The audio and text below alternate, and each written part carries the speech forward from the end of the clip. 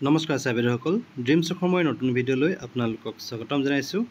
আজিৰ ভিডিঅ'টোত আপোনালোকক জনাম ঠিকাভিত্তিক টেট শিক্ষকসকলৰ চাকৰি নিয়মীয়াকৰণ হ'লে প্ৰাথমিক বিদ্যালয়ত তেওঁলোকে দৰমহা কিমান লাভ কৰিব আৰু লগতে তেওঁলোকৰ কিমান টকাৰ ডিডাকশ্যন হ'ব সবিশেষ এই ভিডিঅ'টোত আপোনালোকক জনাম। চ' ছাইবেৰসকল ভিডিঅ'টো শেষলৈকে চাই যাব।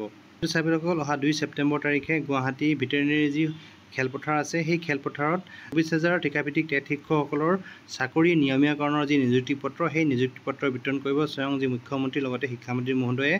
আৰু এই যি ছাৰ বাইদেউসকলৰ দৰমহা গাঁথনিটো কিমান হ'ব, কিমান দৰমহা গাঁথনিটোৰ বিষয়ে মই আপোনালোকক সবিশেষ জনাব বিচাৰিছোঁ। এই নতুন দৰমহা গাঁথনি কেৱল প্ৰাথমিক বিদ্যালয়ৰ ছাৰ বাইদেউসকলৰ বাবে।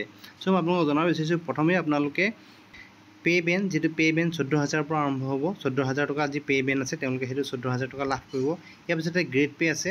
গ্ৰেড পে' গ্ৰেজুৱেট উইথ 10 টিচাৰসকলে 7,400 টকা লাভ কৰিব আৰু যিসকল নন গ্ৰেজুৱেট টিচাৰ আছে তেওঁলোকে 6,800 টকা লাভ কৰিব। ইয়াৰ পিছতে আপোনালোকে লাভ কৰিব বেছিক পে'। বেছিক পে' হ'ব 21,400 টকা আৰু 21,400 টকা বেছিক পে' দিয়ে লাভ কৰিব 50%। হ'ব 10,700।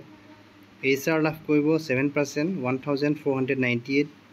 MA লাভ কৰিব 600 ফিক্স আৰু গ্ৰছ চেলাৰী হ'ব 34,198। এইখিনি হ'ল আপোনালোকে লাভ কৰিব। আৰু grade pay', basic pay', DA, HR, MA আৰু টোটেল গ্ৰছ পে' হ'ব আপোনালোকৰ 34,198।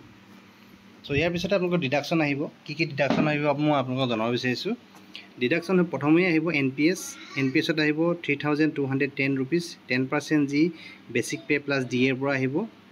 আৰু GIS আহিব 200।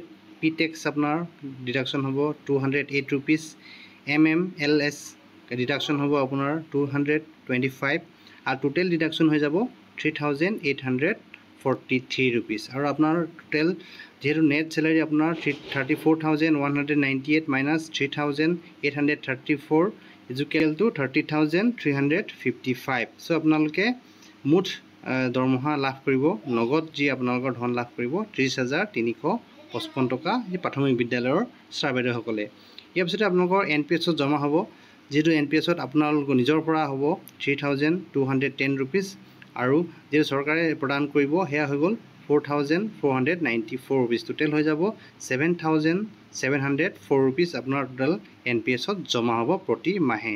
ছাৰ বাইদেউসকল আজি ভিডিঅ'ত আপোনালোকক জনালোঁ যে প্ৰাথমিক বিদ্যালয়ত যিসমূহ ছাৰ বাইদেউ নতুনকৈ নিযুক্তি পত্ৰ লাভ কৰিব আৰু তেওঁলোকৰ দৰমহা গাঁথনিটো।